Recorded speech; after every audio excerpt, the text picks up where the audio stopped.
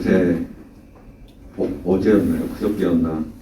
김무성 씨가 한 이야기를 보고 많은 당원 동지분들께서도 그렇고 저도 그렇고 눈을 의심했습니다. 이게 몇 년 전 기사인가? 그래서 또 옛날 얘기가 다시 도는구나 라는 생각을 했는데 불과 며칠 전에 나왔던 이야기더라고요. 김무성이나 유승민 같은 사람들은 지금 이제 승부를 건 겁니다. 본인들이 이야기를 했다시피 이제 박근혜 나와봤자 힘 못 쓴다 라는 전제하에 한번 시원하게 박근혜 대통령님을 꺾는 모습을 자기네들끼리 이제 연출을 하고 싶은 겁니다.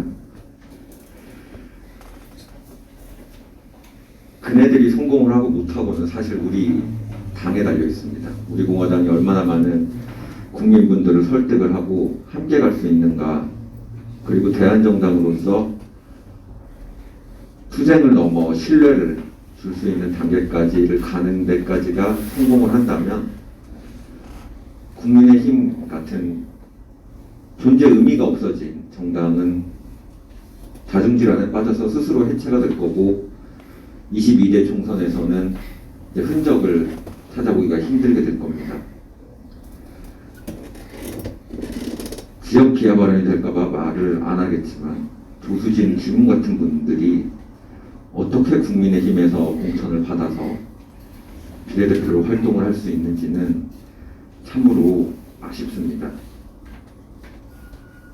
지역이 약간 문제가 있다면 이념이나 정체성이라도 명확해야 하는데 그렇지 않은 사람들이 국회를 차지하고 있다는, 그 공천을 받았다는 게 국민의힘의 공천이 얼마나 무리했었고 오만했었는지를 정확하게 보여준다고 생각을 합니다.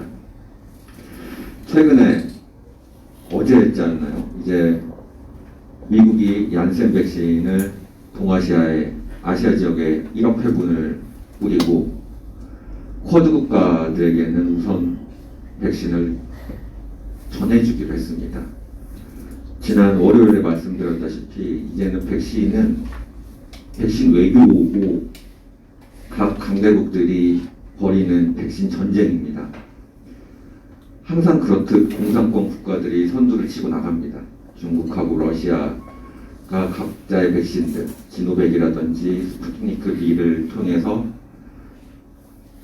많은 지역들을 점령을 했죠. 동유럽, 아프리카, 심지어는 중남미 지역까지, 미국 코어 바로 아래에 있는 멕시코까지도 지노백을 수입해서 쓰고 있고 이제 생산 기지를 만들 예정에 있습니다.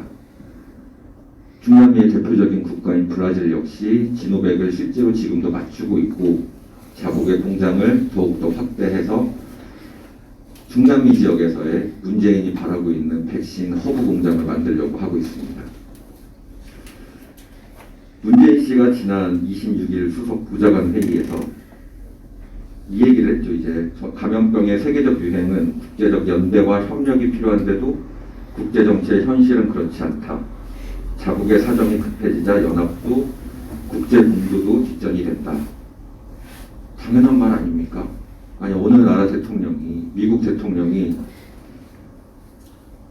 북한의 사람들이 쓰러져 간다고 자국에 있는 백신을 빼다가 북한에 줄 대통령이 어디 있겠습니까? 아무리 친한 나라도, 중국도 북한에다가 자국 백신이 모자랄 때 주지 않습니다. 이건 당연한 행동인 거고 어느 국가나 그렇게 행동을 함에도 불구하고 이렇게 이야기를 하고 미국과 정상회담을 앞두고 이런 야지를 놓는 거는 정말로 생각이 이런 겁니다.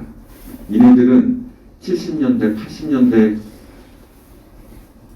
사상, 주체 사상, 자력갱생, 제3국가론에서 단 한 발도 벗어나지 못한, 뭐라고 해야 됩니까? 이게 시대가 낳은 괴물들이에요.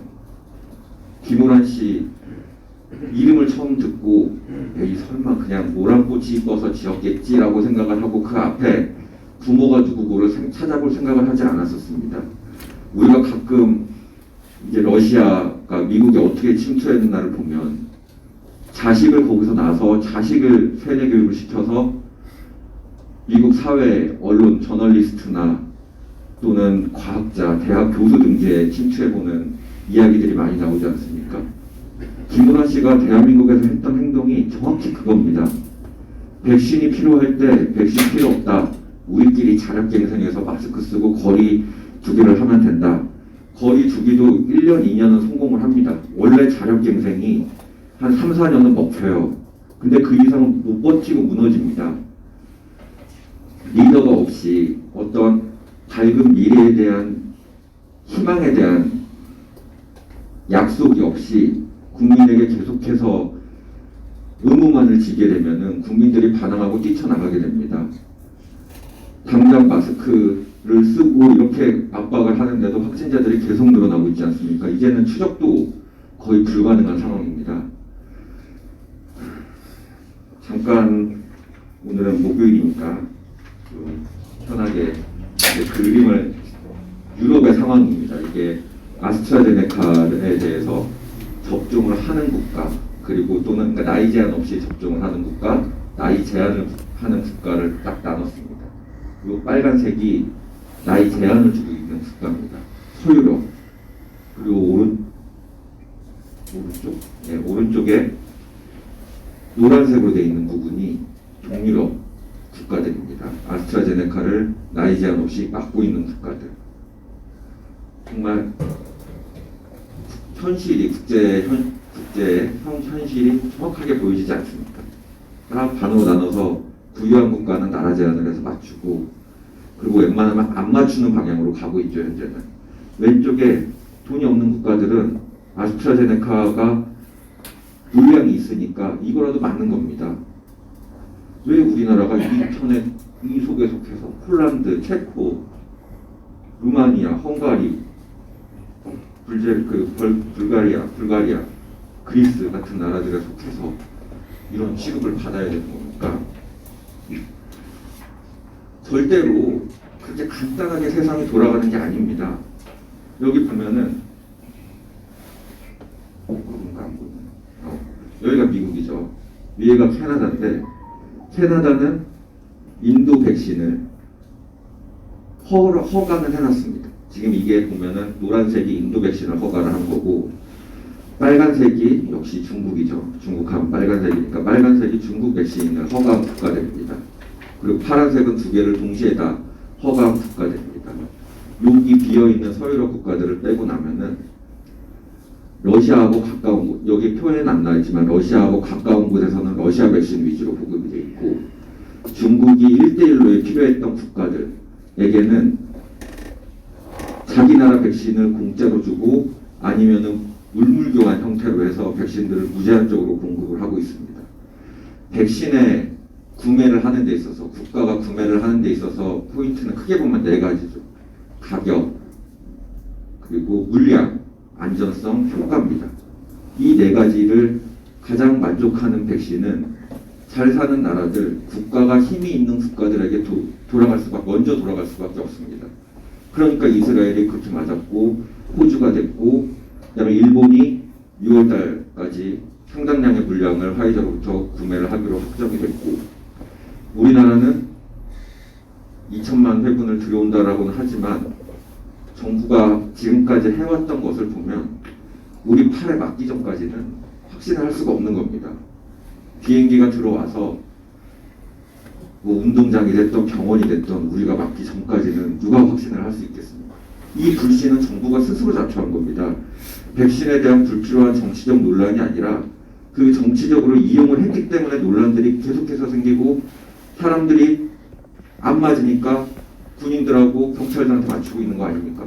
경찰한테 맞췄더니 맞춘 날 바로 또 한 명이 병원으로 실려가고 이게 나라의 정치 지도자가 무능하면 어떤 일이 벌어질 수가 있는지 우리나라가 체코나 헝가리, 루마니아 같은 나라가 1차적으로 되고 이 정권류의 사람들이 몇 년 더 집권을 한다면은 정말 생각하기도 싫은 북한까지는 안 가더라도 한 감비아 정도까지는 갈 수 있지 않나라는 우려가 듭니다. 당원 동지 여러분들, 우리가 길이 옳습니다. 우리가 가는 길이 옳고 우리가 지적을 했던 것이 틀리지가 않았고 이런 백신이라고 하는 중국 폐렴이라고 하는 눈에 보이는 일들이 벌어졌기 때문에 문재인 정권들이 실정들, 이네들이 얼마나 이념에 사로잡혀서 국가를 운영했는지를 보여줍니다. 이번 기회를 놓치지 않고 박근혜 대통령님이 나오셨을 때 또 역시 본인이 선택에 도움이 될 수 있는 우리 공화당 당원 그리고 우리 공화당이 되었으면 합니다. 감사합니다.